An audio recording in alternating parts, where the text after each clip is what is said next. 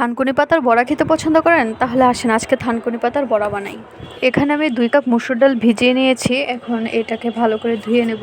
আমার ঘরে মসুর ডালটা এখন ছিল, যার কারণে আমি এখন মসুর ডাল দিয়ে বানাচ্ছি। আপনারা চাইলে অন্য ডাল দিয়েও বানাতে পারবেন। বাটাবাটি ঝামেলা আমার একদমই ভালো লাগে না, যার কারণে আমি এখন এগুলোকে ব্লেন্ডার করে নেব। ব্লেন্ডার থাকাতে কতটা যে উপকার হয়েছে, কারণ এই ডালগুলো বাটতে কমপক্ষে আমার 15 মিনিট সময় লাগতো, কিন্তু এই ব্লেন্ডার আমার মাত্র 2 মিনিট সময় লেগেছে। মাঝে মাঝে চিন্তা করি আধুনিক প্রযুক্তি আমাদের জীবনযাত্রাটাকে কতটা সহজ করে দিয়েছে। এই তো ডালটাকে আমি ব্লেন্ড করে নিয়েছি। ডালটা একটু বেশি ব্লেন্ড হয়ে গেছে, আর একটু কম ব্লেন্ড করলে ভালো হতো হয়তো।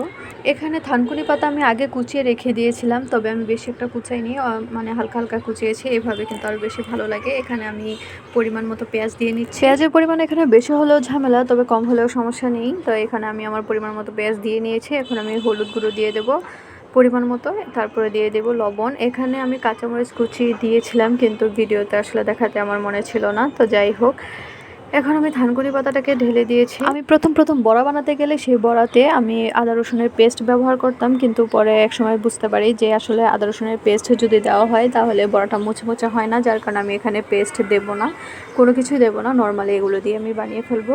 তো এখানে আমার সবগুলোকে একসাথে মিক্স করতে হবে। যাই হোক, এই যে এখন আমার সবগুলো একসাথে মিক্স করা হয়ে গেছে। এখন এগুলোকে ভাজার পালা। থানকুনি পাতার উপকারিতা গুণ আমরা কম বেশি সবাই জানি। এই পাতাটা আমাদের সবারই শরীরের জন্য অনেক অনেক উপকার। এই থানকুনি পাতাটাকে আমাদের আঞ্চলিক ভাষায় আরেকটা নাম দেওয়া হয়েছে, যেটা নাম হচ্ছে টাকা পাতা। এটাকে আমরা টাকা পাতা নামেই চিনি। হয়তো আপনাদের এলাকাতেও এরকম অন্য একটা নাম পাওয়া যাবে। যদি আপনাদের এলাকায় অন্য কোনো নাম থেকে থাকে তাহলে আমাকে কমেন্টে জানিয়ে দেবেন দয়া করে। এখন এগুলোকে ভেজে বড়া বানানোর পালা। এখন আমি একটা ফ্রাই প্যানে তেল দিয়েছি। তেলটা গরম হওয়ার পর আমি আমার পছন্দ মতো শেপ অনুযায়ী আমি এখন বড়াগুলো বানিয়ে নিচ্ছি। বড়াটা অনেক টেস্টি ছিল, যে ভাজা শেষ হওয়ার আগে অর্ধেকটা শেষ হয়ে গিয়েছিল।